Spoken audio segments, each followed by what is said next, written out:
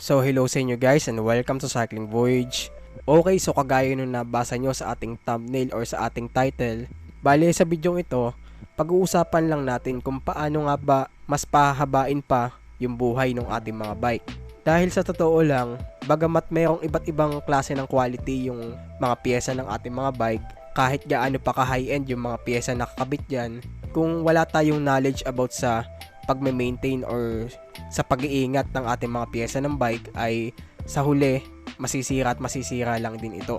And syempre sa hirap ng buhay ngayon, iniiwasan natin talaga yung mga unnecessary na paggastos. Kaya ayun, kung gusto nyo maingatan yung inyong mga bike at humaba pa ang mga buhay nito, well, tapusin nyo yung ating video ngayong araw. At kung naiintindihan nyo yung mga pinagsasabi ko dito, i-apply nyo ito sa inyong mga bike.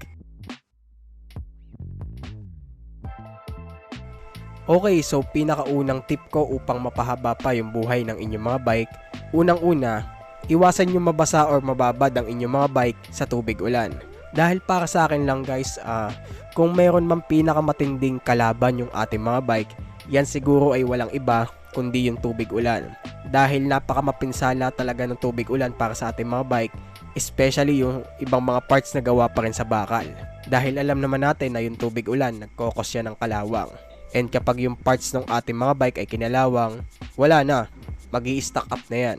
Posible yung mag-stack, posible yung hindi mag-function ng ayos, pwedeng masira yung inyong pyesa, and syempre napakapangit din niya tignan aesthetically. Kaya wala talagang magandang dulot ang tubig ulan sa ating mga bisikleta. Kaya sa mga nagtatanong kung pwede bang ipanlinis daw ang tubig ulan sa ating mga bike, well, ang sagot ko po dyan, hindi. Huwag nyo pong gagawin na ipanglilinis nyo yung tubig ulan sa inyong mga bike kasi sira ang aabutin ng mga pyesa nyo. Dahil mataas kasi yung acid level ng tubig ulan alam na naman natin yan. Kaya yung tubig ulan, nagkokos talaga yan ng kalawang sa pyesa ng ating mga bike. Although alam ko na rin naman sa inyo na karamihan ng mga bike na ginagamit ngayon is gawa na sa aluminum alloy. Mapa frame man, manibela, yung mga fork. Pero tandaan nyo guys, meron pa rin ibang mga pyesa ng bike na kahit gaano pa ito ka-high-end, still gawa pa rin ito sa bakal. Unang-una na dyan yung ating mga kadena. Guys, ito trivia lang. Wala pa rin pong kadena ng bike ngayon na gawa sa aluminum alloy. And lahat po ng kadena ng bike na nabibili ngayon, mapa low-end man o high-end, gawa pa rin po yan sa bakal. Kahit sabihin mong stainless yan, still bakal pa rin po yan. Yung ating mga cogs, gawa pa rin sa bakal yung karamihan dyan. Yung ating mga tornilyo, yan, pag kinalawang yan, pwedeng mag-stock. So, karamihan pa rin ng tornilyo gawa sa bakal. Although, mayroong iba gawa na sa titanium pero hindi naman ganun ka-common yun Napakamahal ng titanium na bolts. And syempre, isa rin talaga sa mga piyesa ng bike na gawa sa bakal, ayan ay yung ating mga bearings. Yung bearings ng ating mga bike. Kagaya ng bearing ng hubs, bearing ng ating bottom bracket, mga pedals, basta kung alin yung may mga bearing dyan. Gawa pa rin yan sa bakal.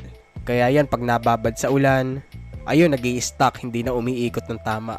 Kaya yun lang yung payo ko. Mapa low end man or high end yung inyong mga bike, please lang po wag nyo pong ibababad sa ulan yung inyong mga bike. Dahil kawawa po yung inyong kadena at inyong mga bearing. Lalong lalo na siguro dun sa ibang mga biker na gumagamit pa rin ng steel frame. So ayun, kailangan nyo magdoble ingat sa ulan.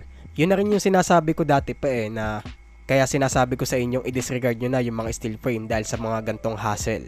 Dahil unlike kasi dun sa mga aluminum alloy na frame, yung mga steel frame kasi, napaka high maintenance nito. Kumbaga, kailangan mo talaga siyang paglaanan ng dobling oras kung i-compare mo sa aluminum alloy na frame.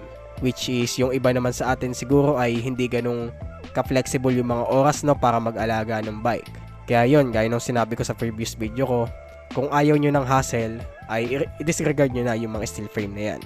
Tsaka isa pa pala yung ating mga rotors, gawa rin yan sa sa bakal karamihan dyan So ayun naman, pag kinalawang, hindi naman sa bababa agad yung braking power niya.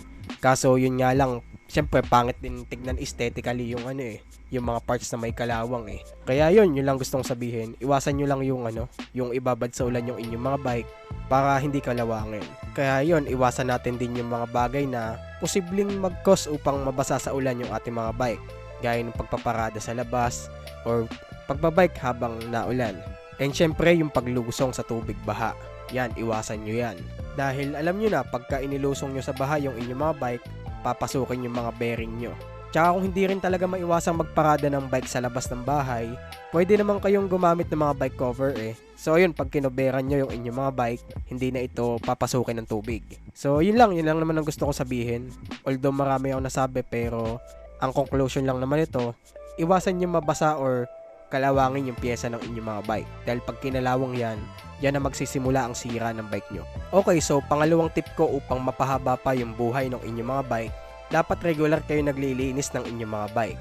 Guys, ang paglilinis kasi ng mga bike ay hindi naman ito pampaano lang pampaarte lang or pang people pleaser lang eh. Dahil guys, yung mga biker kasi na hindi madalas maglinis ng kanilang bike or mga tamad maglinis ng kanilang mga bike, mas malaki yung chances na mas umiksi pa yung buhay ng kanilang mga bike. Dahil unang-una, kapag hindi tayo nagme-maintain ng ating mga bike, naiipon kasi yung mga alikabok eh, especially doon sa ating mga drivetrain. Now, pag sinabi kong drivetrain, ito yung mga pyesa gaya ng sprocket, RD, kadena, at saka chainring. So, pag yan naipunan niya ng mga buhangin, nag-friction kasi yan eh. At kapag yan nag-friction, malaki yung chances na maputol yung ating mga ngipin ng ating mga sprocket. Especially kung malakas kang pumadyak. Kapag ka malakas kang pumadyak, mas stress yung pyesa ng inyong mga bike. Dahil sa ating mga pyesa ng bike eh, kung meron mang pinaka-stress dyan, yan na siguro ay yung ating kadena at saka yung sprocket. Mas masama pa siguro kung hindi ka naglulubricant. So, kailangan lagi ka naglalagay ng lubes sa inyong mga kadena upang hindi mag-friction yung ating mga kadena at saka yung sprocket. Dahil pag wala yung lube, metal to metal yung contact niyan eh. So, magkikiskisan yan. Eh, pag walang lubricant, posible na maputol yung isa dyan. It's either yung chain mo or yung ngipin ng inyong sprocket. Nawa ko nga lang personally, medyo hindi ko prepare kasi yung mga oil na sobrang lalagkit eh. Dahil pag masyado kasing malagkit yung oil mo, ganun din, wala din.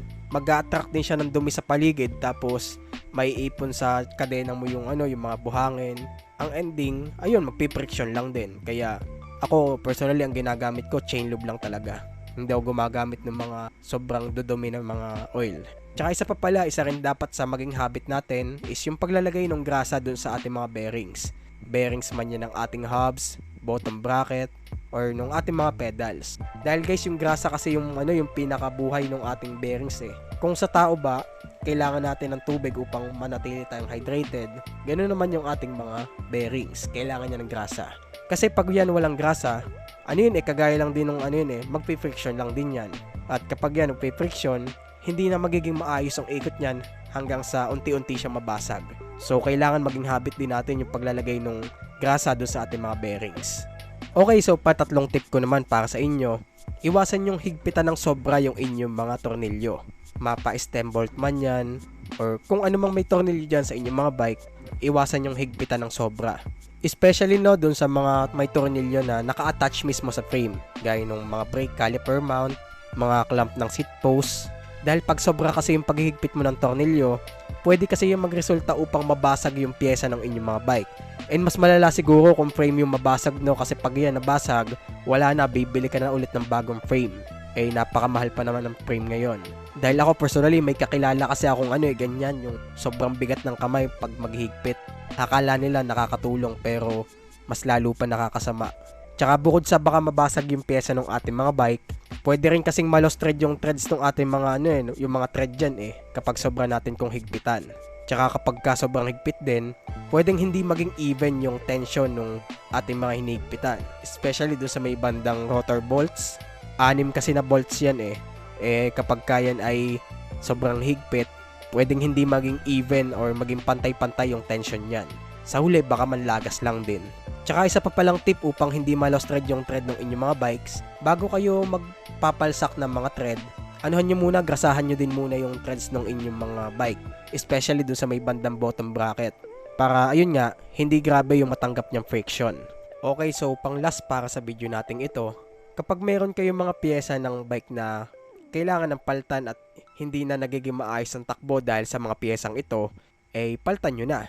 So, for example, nandiyan na nga yung ating mga gulong, yung mga napupudpod, gulong, brake pads, mga kadena, mga ganyan. Kasi yung mga ganyan kasi guys, kapag hindi mo yan pinaltan pa at pinilit mo pang itakbo, ay ang tendency kasi niyan, pwede kasing madamay niyan yung ibang mga pyesa na nananahimik eh. For example, yung ating mga gulong, pag ayan, biglang nabutas dahil pudpud na, ay baka posibleng madamay yung ating mga rims dahil mauuntog yan sa semento eh. Tapos yung ating mga kadena, pag masyado ng lawlaw, kinakain din kasi niyan yung ating mga RD at saka yung ating cogs. So ayun, posibleng mabungian na naman tayo ng ngipin dyan. Tapos yung ating mga brake pads, ayan, kapag masyado na yung pudpud at hindi mo pa rin pinapaltan, posibleng humina yung braking power niyan, at kapag alam nating mahina yung preno, ay takaw aksidente. And then kapag tayo'y na-aksidente, di sira yung ating bike. So ayun, sa inyo guys, kapag meron na kayong mga piyesang papalitin na, lalo't hindi rin naman ganun talaga kamahal, ay paltan nyo na, no? For your safety na rin at para hindi na rin madama yung ibang pyesa ng inyong mga bike. Okay, so hanggang doon na lang muna, and sana may natutunan kayo sa video natin ngayong araw. And guys, kung meron kayong gustong pag-usapan or mga comments, comment nyo lang dyan sa baba para mapag-usapan natin yan. And kung meron kayong mga additional na pwede may tulong na related sa video ito, comment nyo lang po dyan sa baba. So again, yun lang muna, hanggang doon na lang. This is Cycling Voyage. Goodbye.